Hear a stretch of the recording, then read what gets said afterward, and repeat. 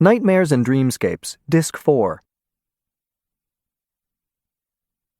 I marked off the dimensions of the grave first, using white chalk, the tape measure from my toolbox, and the figures my mathematician friend had worked out.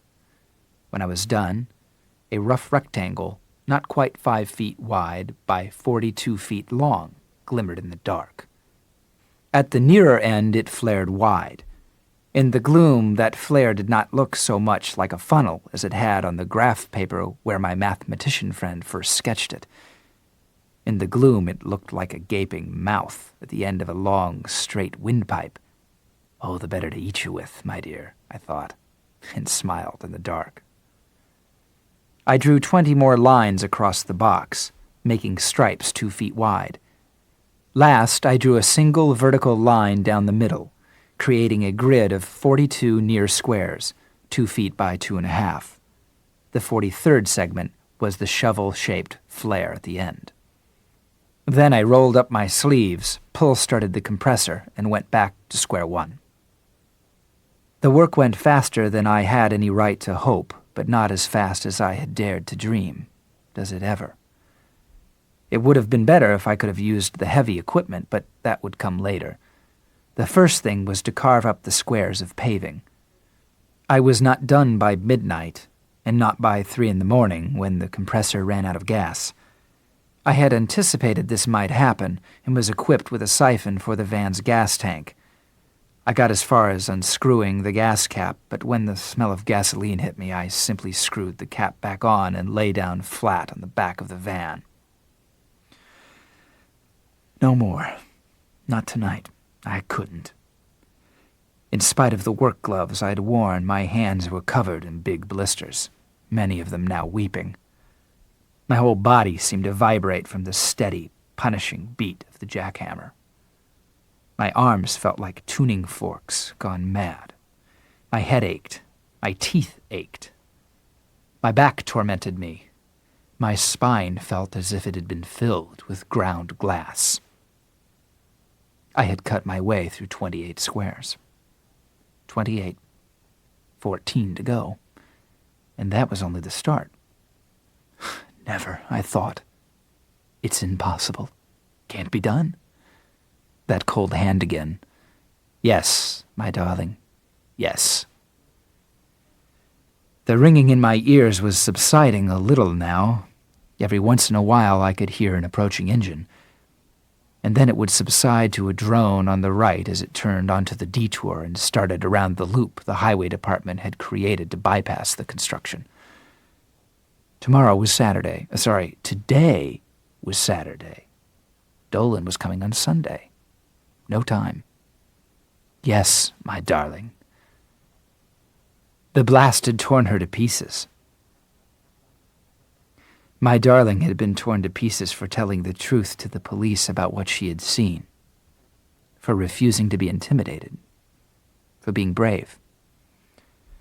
And Dolan was still driving around in his Cadillac, drinking 20-year-old scotch while his Rolex glimmered on his wrist.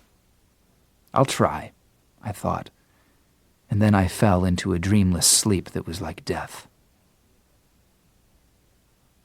I woke up with the sun, already hot at 8 o'clock, shining in my face. I sat up and screamed, my throbbing hands flying to the small of my back. Work? Cut up another 14 chunks of asphalt? I couldn't even walk. But I could walk, and I did.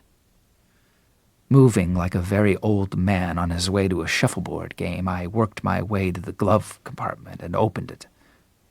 I had put a bottle of Emprin there in case of such a morning after. Had I thought I was in shape? Had I really?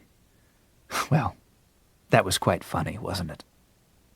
I took 4 of the Emprin with water, waited 15 minutes for them to dissolve in my stomach, then woofed a breakfast of dried fruit and cold Pop-Tarts.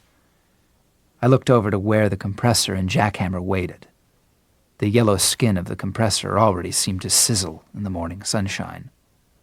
Leading up to it on either side of my incision were the neatly cut squares of asphalt. I didn't want to go back over there and pick up that jackhammer.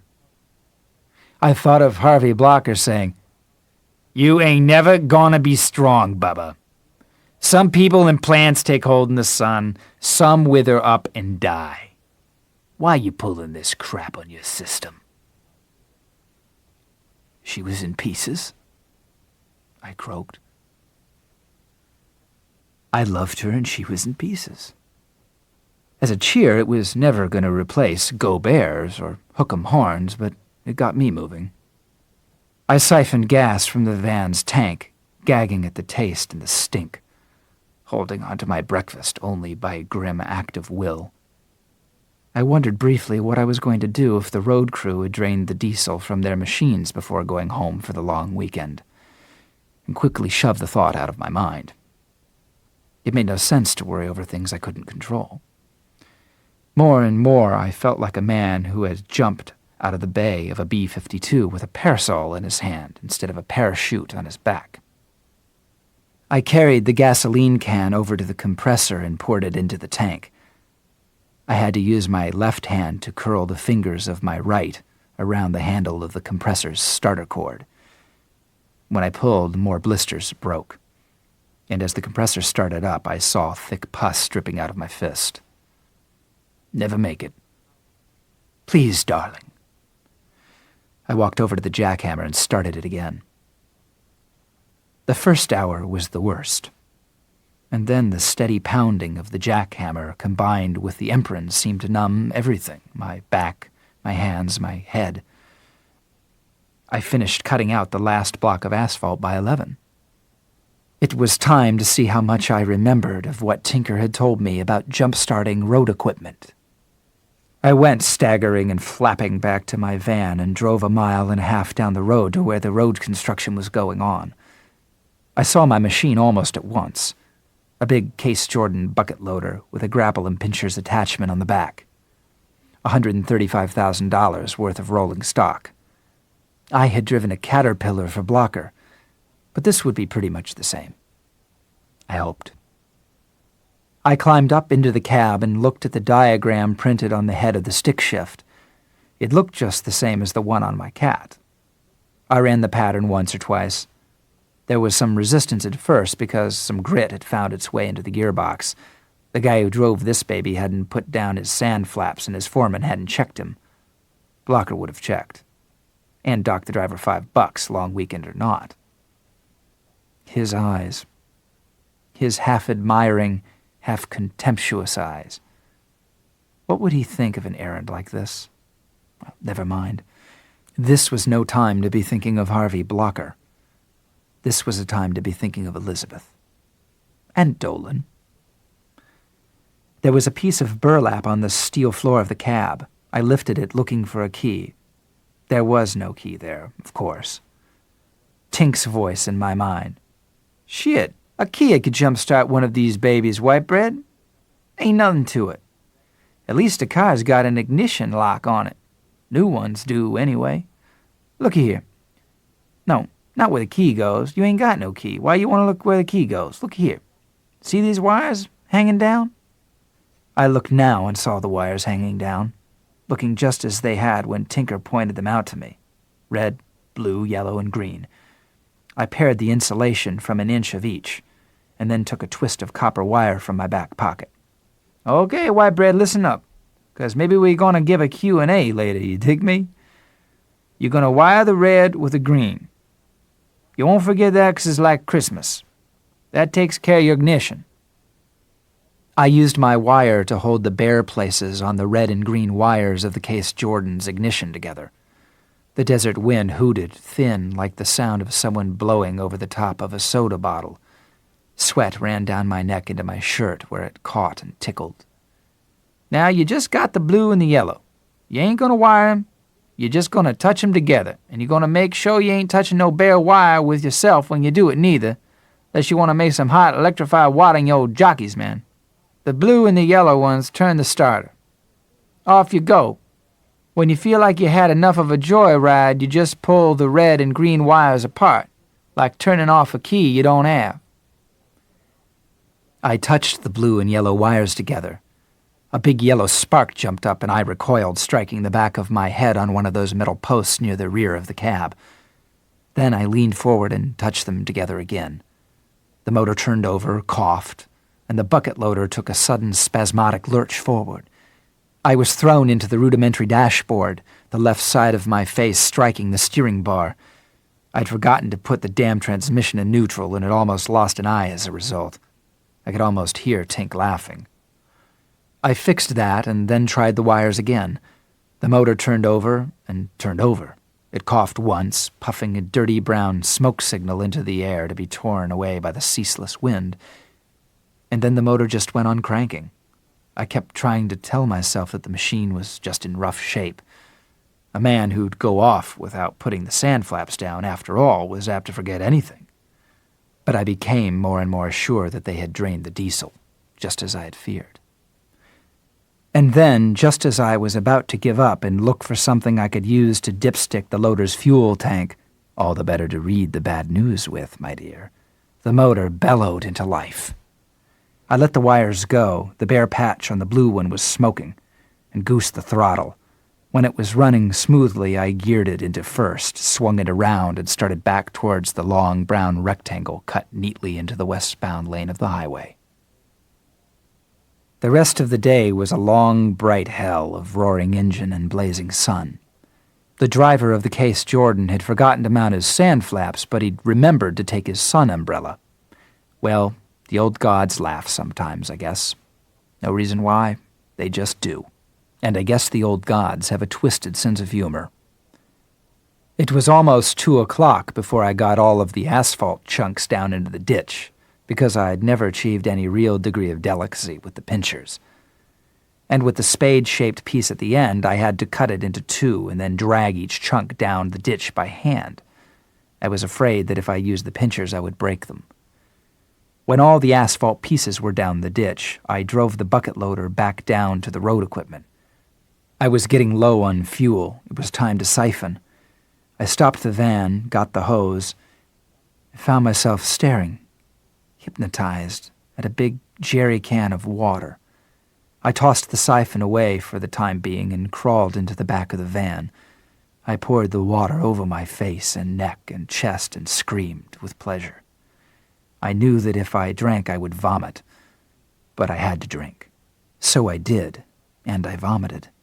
Not getting up to do it, but only turning my head to one side and then crab-crawling as far away from the mess as I could.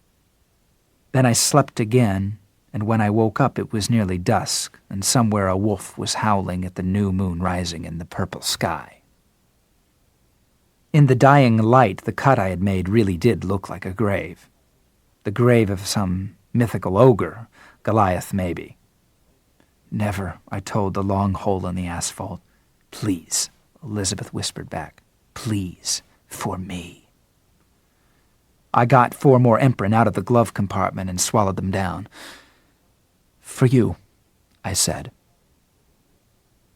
I parked the Case Jordan with its fuel tank close to the tank of the bulldozer and used a crowbar to pry off the caps on both.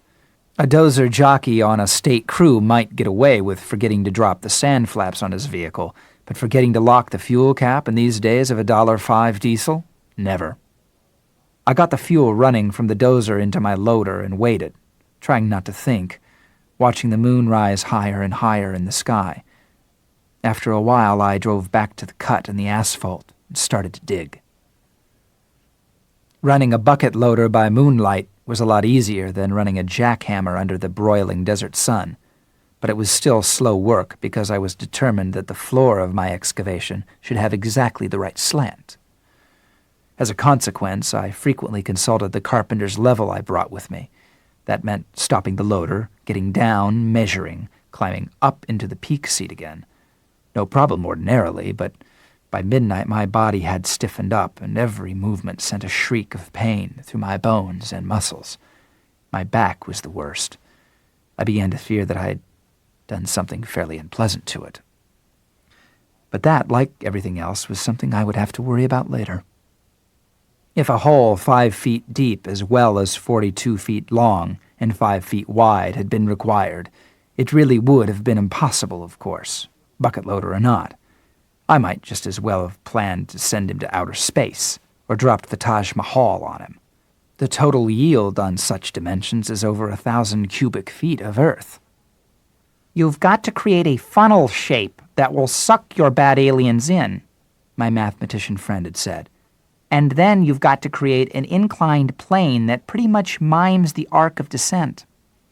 He drew one on another sheet of graph paper. That means that your intergalactic rebels, or whatever they are, only need to remove half as much Earth as the figures initially show. In this case, he scribbled on a worksheet and beamed. 525 cubic feet. Chicken feed. One man could do it. I had believed so, too, once upon a time, but I had not reckoned on the heat, the blisters, the exhaustion, the steady pain in my back. Stop for a minute, but not too long. Measure the slant of the trench. It's not as bad as you thought, is it, darling? At least it's roadbed and not desert hardpan. I moved more slowly along the length of the grave as the hole got deeper. My hands were bleeding now as I worked the controls. Ram the drop lever all the way forward until the bucket lay on the ground. Pull back on the drop lever and shove the one that extended the armature with a high hydraulic whine. Watch as the brightly oiled metal slid out of the dirty orange casing, pushing the bucket into the dirt. Every now and then a spark would flash as the bucket slid over a piece of flint. Now raise the bucket. Swivel it, a dark oblong shape against the stars, and try to ignore the steady throbbing pain in your neck the way you're trying to ignore the even deeper throb of the pain in your back, and dump it down in the ditch, covering up the chunks of asphalt already there. Never mind, darling, you can bandage your hands when it's done, when he's done. She was in pieces. I croaked and jockeyed the bucket back into place so I could take another 200 pounds of dirt and gravel out of Dolan's grave. How time flies when you're having a good time. Moments after I had noticed the first faint streaks of light in the east, I got down to take another measurement of the floor's incline with my carpenter's level.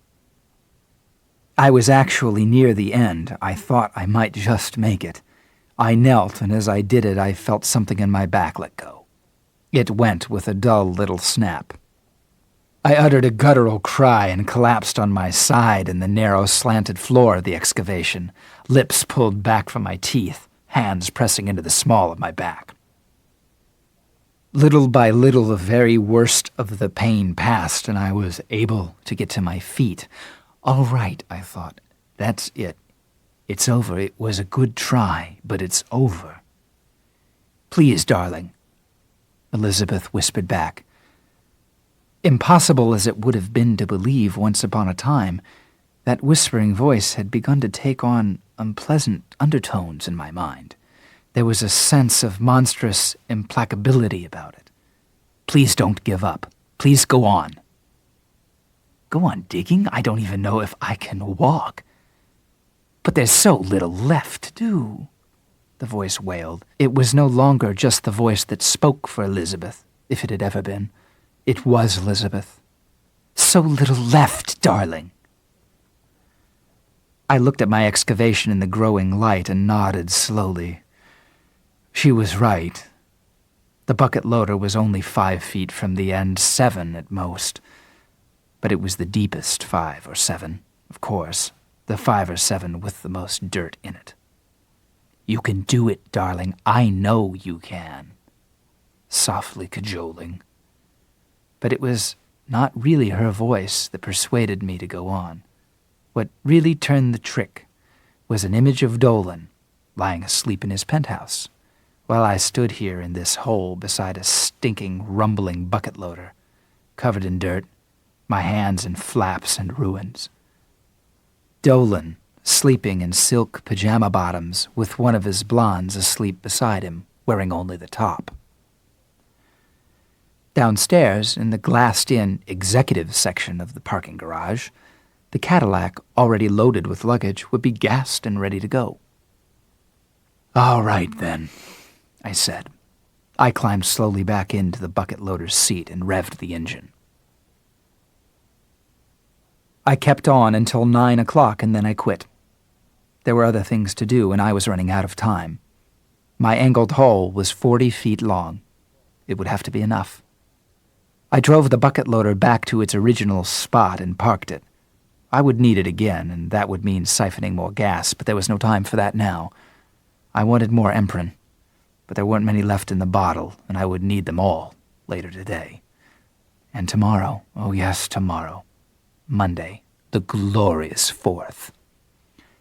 Instead of Emprin, I took a 15-minute rest. I could ill afford the time, but I forced myself to take it just the same. I lay on my back in the van, my muscles jumping and twitching, imagining Dolan. He would be packing a few last-minute items in a travel-all now. Some papers to look over, a toilet kit, maybe a paperback book or a deck of cards. Suppose he flies this time. A malicious voice deep inside me whispered, and I couldn't help it, a moan escaped me. He'd never flown to L.A. before. Always it had been the Cadillac. I had an idea he didn't like to fly. Sometimes he did, though. He'd flown all the way to London once, and the thought lingered, itching and throbbing like a scaly patch of skin. It was 9:30 when I took out the roll of canvas and the big industrial stapler and the wooden struts. The day was overcast and a little cooler. God sometimes grants a favor. Up until then, I'd forgotten my bald head in consideration of larger agonies, but now, when I touched it with my fingers, I drew them away with a little hiss of pain. I looked at it in the outside passenger mirror and saw that it was a deep, angry red, almost a plum color. Back in Vegas, Dolan would be making last-minute phone calls. His driver would be bringing the Cadillac around front. There were only about 75 miles between me and it, and soon the Cadillac would start to close that distance at 60 miles an hour. I had no time to stand around bemoaning my sunburned pate. "I love your sunburned pate, dear," Elizabeth said beside me. "Thank you, Beth," I said and began taking the struts over to the hole. The work was now light compared to the digging I'd done earlier, and the almost unbearable agony in my back subsided to a steady, dull throb. But what about later? That insinuating voice asked. What about that? Later would have to take care of itself, that was all. It was beginning to look as if the trap was going to be ready, and that was the important thing. The struts spanned the hole with just enough extra length to allow me to seat them tightly in the sides of the asphalt which formed the top layer of my excavation. This was a job that would have been tougher at night, when the asphalt was hard, but now, at mid-morning, the stuff was sludgy pliable, and it was like sticking pencils in wads of cooling taffy. When I had all the struts in, the hole had taken on the look of my original chalk diagram, minus the line down the middle. I positioned the heavy roll of canvas next to the shallow end of the hole, and removed the hanks of rope that had tied it shut. Then I unrolled 42 feet of Route 71. Close up, the illusion was not perfect, as stage makeup and set decoration is never perfect from the first 3 rows, but even from a few yards away, it was virtually undetectable. It was a dark gray strip which matched the actual surface of Route 71 exactly. On the far left of the canvas strip, as you faced west, was a broken yellow passing line.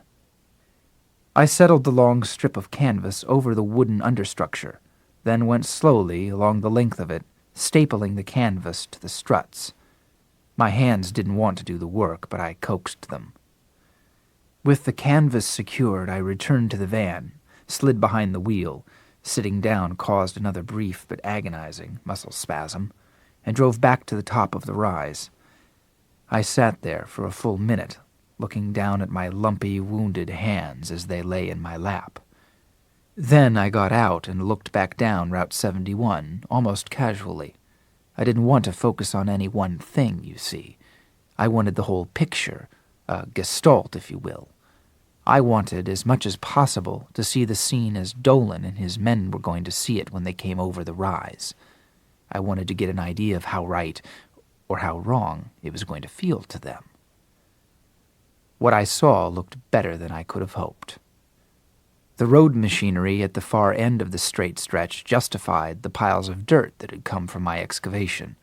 The asphalt chunks in the ditch were mostly buried. Some still showed, the wind was picking up, and it had blown the dirt around, but that looked like the remnants of an old paving job. The compressor I'd brought in the back of the van looked like highway department equipment.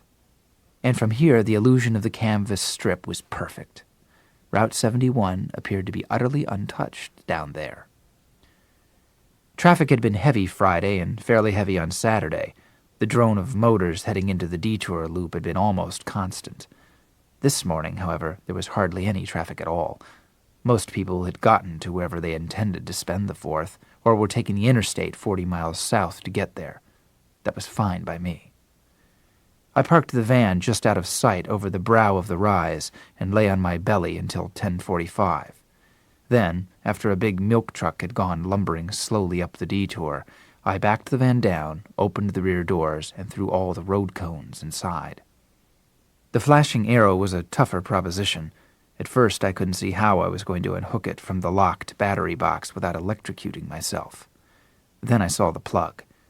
It had been mostly hidden by a hard rubber O-ring on the side of the sign case, a little insurance policy against vandals and practical jokers who might find pulling the plug on such a highway sign an amusing prank, I suppose. I found a hammer and chisel in my toolbox, and 4 hard blows were sufficient to split the O-ring. I yanked it off with a pair of pliers and pulled the cable free. The arrow stopped flashing and went dark. I pushed the battery box into the ditch and buried it. It was strange to stand there, hearing it hum down there in the sand. But it made me think of Dolan, and that made me laugh. I didn't think Dolan would hum.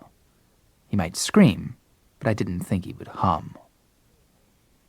4 bolts held the arrow in a low steel cradle. I loosened them as fast as I could, ears cocked for another motor. It was time for one, but not time for Dolan yet, surely.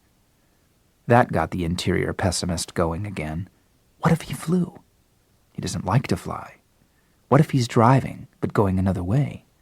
Going by the interstate, for instance. Today everybody else says he always goes by 71. Yes, but what if... Shut up! I hissed. Shut up, damn you! Just shut the fuck up! Easy, darling, easy. Everything will be all right.